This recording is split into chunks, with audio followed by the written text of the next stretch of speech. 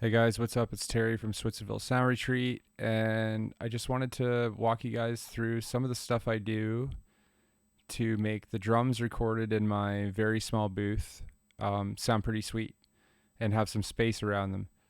And just to show people that sometimes it takes some more aggressive EQing than you might think if you're working in a space that's not super optimal. Now, I have a glorified shoebox, if to put it bluntly, a really well treated, very small rectangular space. Not super high ceilings, not a lot of room in front of the kit. So I've opted to do a ton of absorption and then some cedar in the one side of the room to create some liveliness in the cymbals. There's some glass in front as well. But nonetheless, I want to play the drums as they come off dry. Okay, so I'm going to basically just mute these Augses as well. So this should technically be bone dry.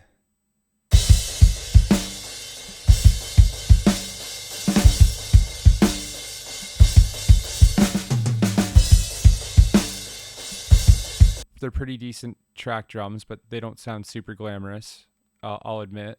And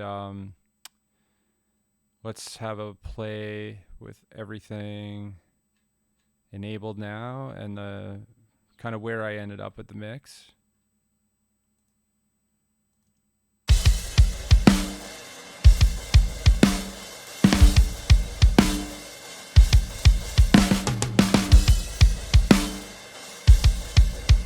A lot more polished, as you can see. I'll go through just a few things really, but I think my prize jewel of this drum room is these simulated room mics that I've created. So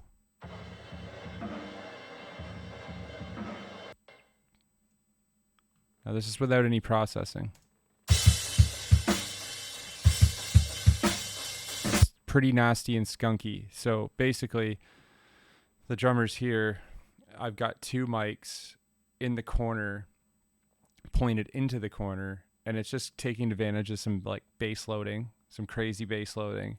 And then I just decided, okay, I'll figure out how to work something cool and creative with that to build some space around the drum to create the illusion that we've got mics, 10 feet out from the kit, like you would get in a big studio. So basically, I'll do one track at a time. Sorry, I'll do it on a singular track here. So let's start completely raw.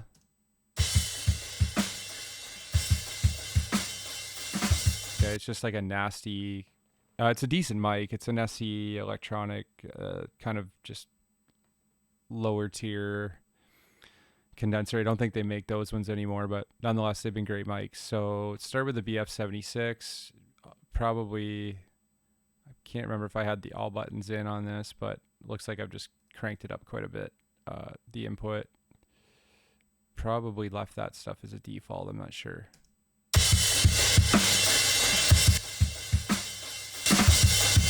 Yeah, so this is just doing the smashing basically. Now we got an SSL channel. Let's see what that does.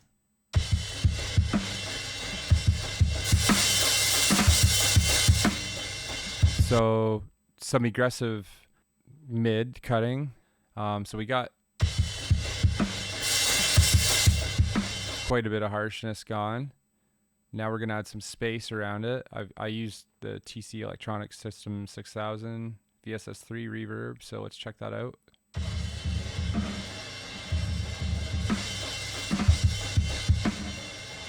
So that just pushes this back a whole bunch, which is great. And probably just our separate high and low pass filters now. Yep. That amount of low end was never going to make it into this mix. That's pretty wild though, but that's coming from that bass loading. So if I want to get that bombastic sound, I have it. And that's why I liked using the corner mic.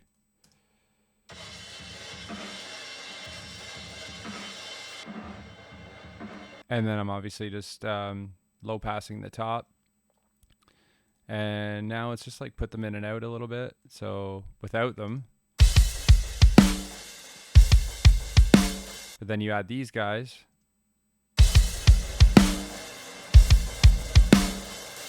And I just feel like I have that sense of space now, and you can crank them up.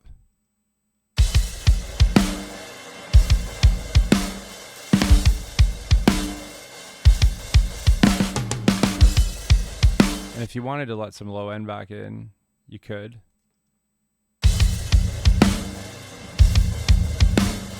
Now it gets a little scummy in there, so you'd have to get a little bit more surgical, but you could sculpt that out and kind of embody that big fat kick rim sound if you were going for something like that.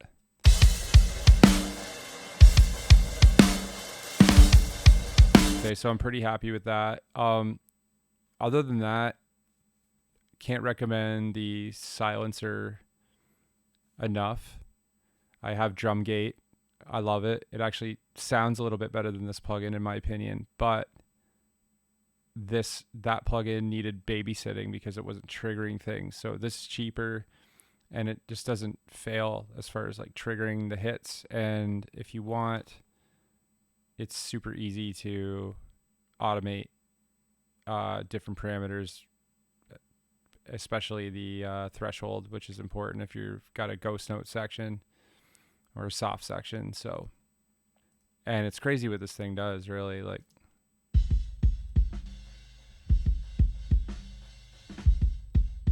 now that's a kick out, so it's obviously not going to have a ton of cymbal in there.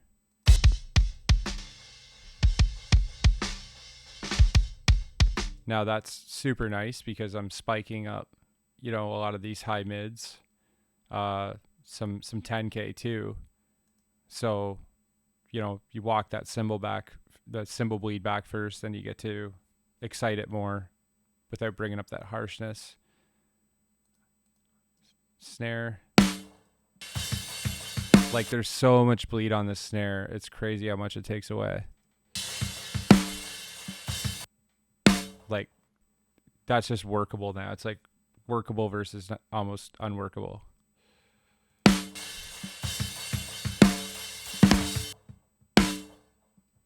And, before plugins like this, you'd have to rely a little bit more on samples, and still use the samples all the time. Absolutely love them. But if you want to do a great drum mix without it, this makes it like really, really within the realm of possibility.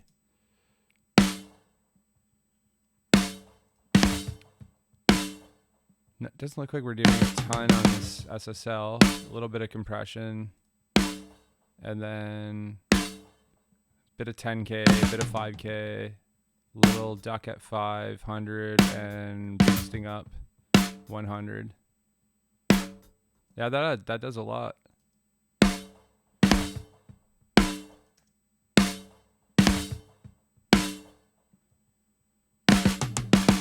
And then looks like there's a bit of a snare verb.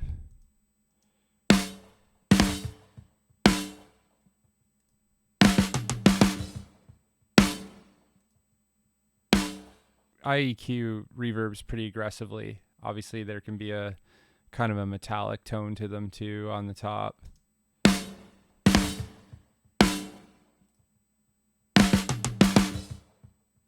So that just kind of softens all that stuff.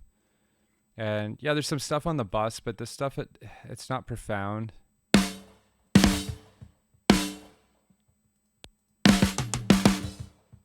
That's like fine brush strokes at that point when I get to the top layer of the bus.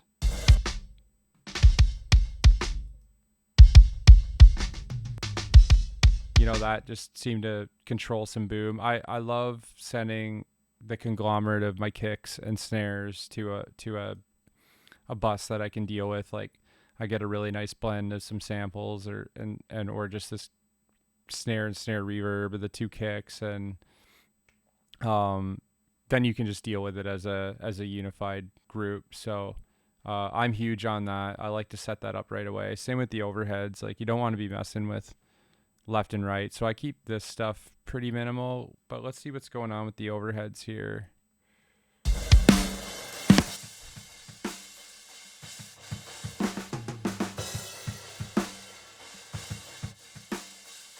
Yeah, so just huge cut at like 500-ish. Little bit of brightness. Some high passing there, no compression.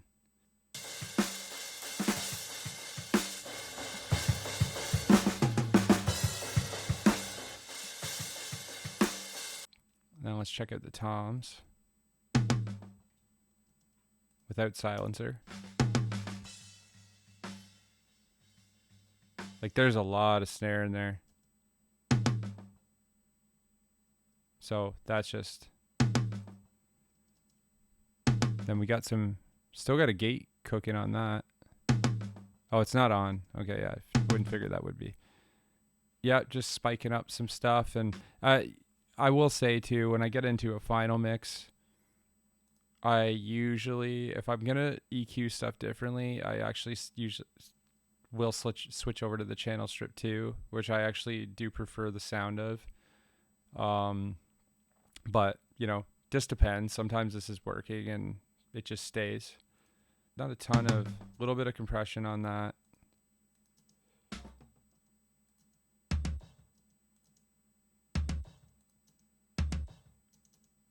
A little bit more on the 4-tom. A lot of cutting.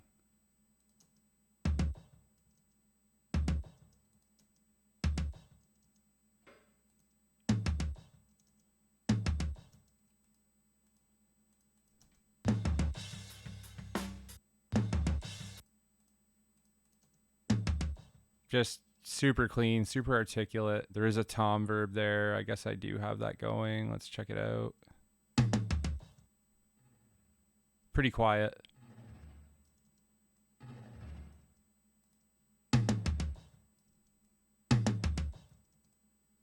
That's there on tap in case I want it. And then let's check out the hi-hats.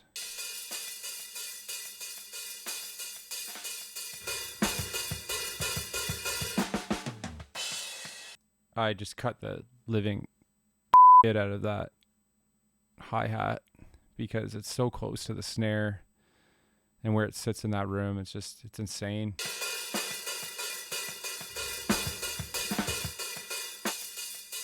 And that just allows me to have, just the cut of the hi-hat. That's all I want.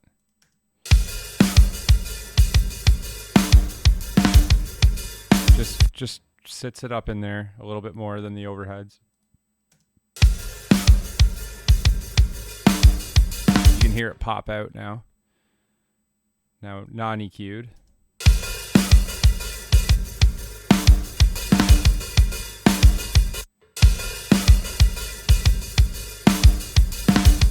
Again, it's just clearing space. It's clearing headroom. The more you kind of work on your carving and demasking, the more you're going to create a nice spacious drum mix. Let's check out the drum smash for fun, and then we can call it a day.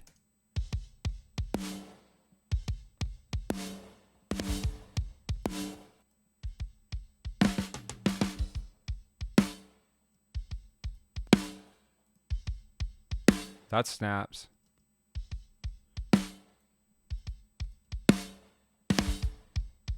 Liking that.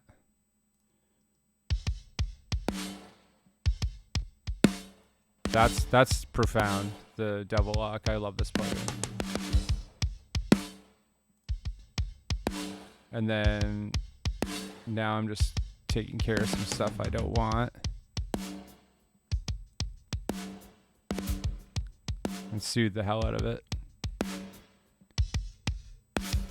Just gets too crispy on top after a while, so yeah, I'll really get aggressive to cut those mids, and because there's so many building up already. But yeah, so let's have another listen.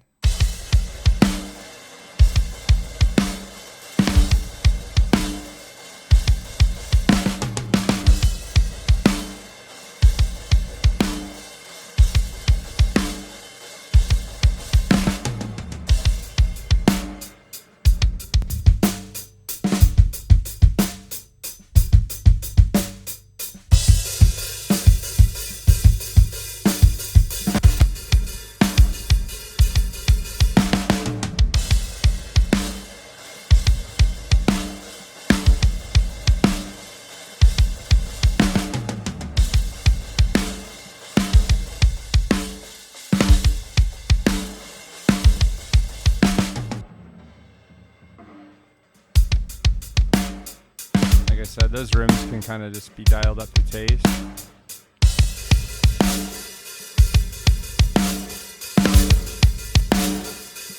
That just gets bigger and bigger.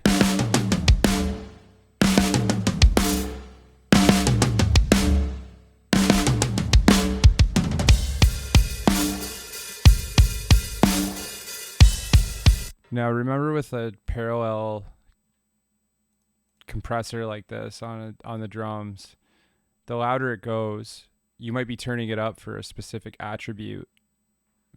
Like you like what it's doing to the snare, but it might be bringing up the toms too much. So I find, you crank that up and you're like, yeah, but it's one thing about those parallel drum buses, they've got to be carefully managed. So like I said, if I'm cranking it up because I like what it's doing to the snare, but then I typically got to go back and lower the kick, the feed to it, to the kick, and the toms as well. But that's fine. That takes a little bit of back and forth. Sorry, that was that one. Always go pre-fader on that myself. Just independent of the main volume fader. Follow main panning. Always. Let's check that out.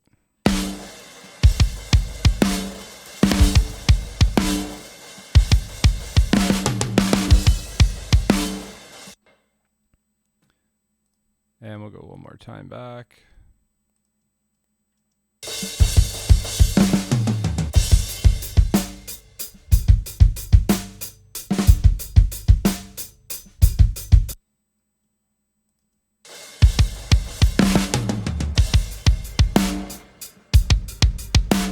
It's all context dependent.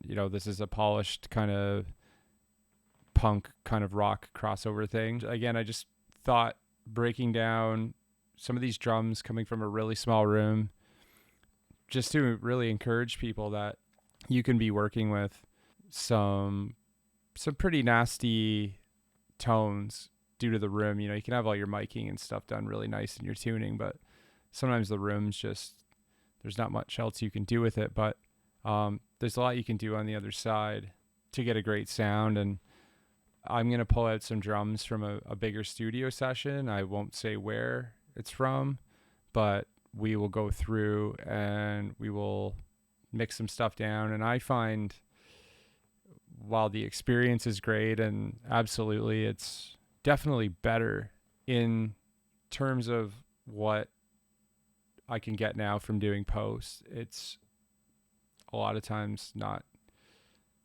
a critical requirement anymore. So, I mean, if you had the choice to spend that kind of money all the time, absolutely.